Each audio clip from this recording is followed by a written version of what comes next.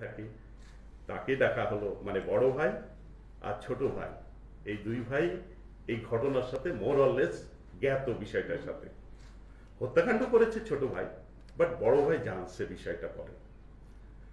দুই ভাইরে আনা হলো, দুই ভাইরে সেপারেটলি আমরা রাখলাম। রাখার পর কথাবার্তার একটা পর্যায়ে কতক্ষণ আসলে ভাই হত্যা করার পর তার মাথায় তো আর কাজ করার কথা না, একটা পর্যায়ে সে নর্মালি সব বলে দিল যে স্যার আসলে ওকে তো আমি হত্যা করার জন্য করি নাই। তার কাহিনী বললো, তার কাহিনীটা এখন সংক্ষেপে আমি বলি, অনেক বড় কাহিনী। এই ভিকটিম, এই যে সাজ্জাদ ভিকটিম, এ মূলত কাজকাম কিছু করে না, একটু ঘুরে ফিরে বেড়ায় বন্ধু বান্ধব নিয়ে, আরো কিছু অভ্যাস আছে, ওগুলো না বলি। এই কারণে তার একটা ভাই থাকে প্রবাসে। তা এই ভাইটা, তার যে ভাই প্রবাসে থাকে তার নাম হচ্ছে সুরমান আলী, উনি দুবাইয়ে থাকে। তো উনি তার ইমিডিয়েট ছোট যে সাজ্জাদ, মানে যে ভিকটিম মারা গেল, একে ভালো করার জন্য দুবাইও নিয়ে গিয়েছিলেন। সাজ্জাদ ওখানে গিয়ে 5 মাস ছিলেন, বাট তার মেজ ভাই তাকে ভালো করতে পারে নাই, দুবাই তার ভালো লাগে নাই, আবার চলে এসছে এলাকায়। এসে তার তো কাজ করে না, চলে না, বন্ধু বান্ধব প্রচুর মেনটেন করে। এখন এই বন্ধু বান্ধব মেনটেন করতে গেলে তার তো ফুয়েল লাগবে, মানি লাগবে, এটা পাবি কোথা থেকে? তো সে তখন এই দুই ভাইয়ের প্রেশার ক্রিয়েট করেছে যে আমার বাপের যে জমিটুকু আছে এটুকু ভাগ করে দাও, আমি বেচবো, আমার টাকার দরকার। কিন্তু এই দুই ভাই, বড় ভাই এবং ছোট ভাই, তারা চিন্তা করেছে যে বাপের এই সামান্য জমি আছে, যদি তুই তোর অংশ নিয়ে বিক্রি করে দিস তাহলে তো আমাদের ছেলে মেয়ে না খেয়ে মরবে, সুতরাং তুই বেচিস না। এই নিয়ে বড় ভাই এবং ছোট ভাই এরা টাইম লিঙ্গারিং করছে, কিন্তু সাজ্জাদ ভিকটিমের আর ধৈর্যের বাপ মানে নাই, সে তখন অ্যাগ্রেসিভ হয়েছে। সেবার টাইম এই দুই ভাইয়ের সাথে খারাপ আচরণ করে। এমনকি ঘটনা রাত্রিতে, যখন ঘটনা হয় যেদিন, হ্যাঁ ওই দিনকে সে রাত্রিতে, সে কিন্তু ওই বাসায় থাকতো, বাট একা একা রান্না করে খেত। সে কুমড়া করছে, কুমড়া করতে করতে তার আগের দিন সে একটা ঘটনা ঘটাইছে। এলাকার বেশ কিছু লোকজনে বলছে কালকে বাসায় সালিশ বিচার বসাবো, আমার জমি আমি বের করে নেব, তোমাদেরকে আমার জমি দিতেই হবে।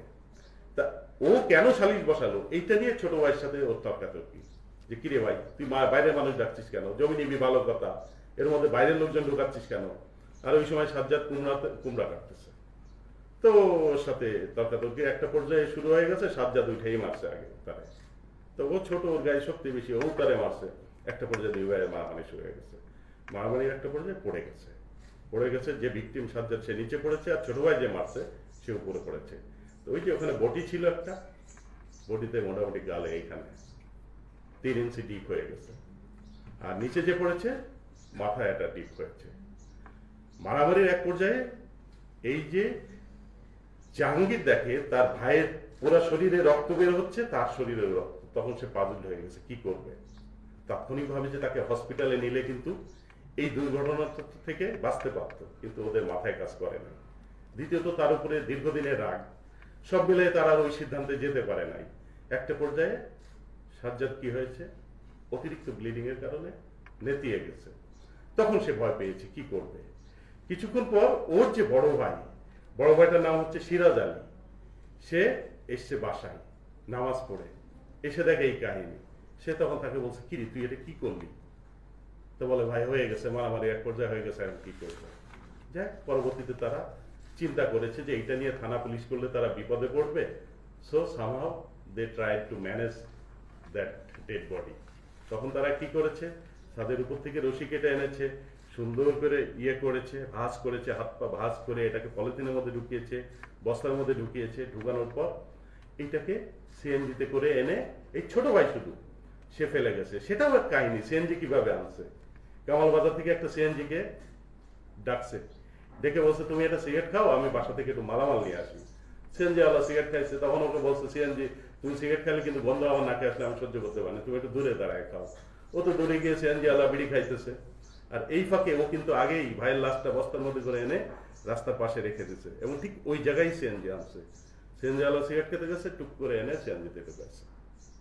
এবার আসো, আস্তে আস্তে বড়ি কান্দে এখানে বলছে ভাই সিএনজি থামো, আমার একটু প্রস্রাব লাগছে, আমি প্রস্রাব করবো।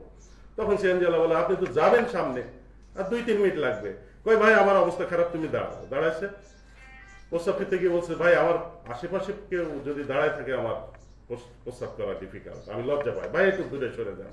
এসএনজি আলা বলদ বিড়িখোর, সে একটু দূরে গেছে, সিগারেট ধরাইছে একটা, আর এই ফাঁকে ও লাশটা গড়াই দিয়ে দিচ্ছে।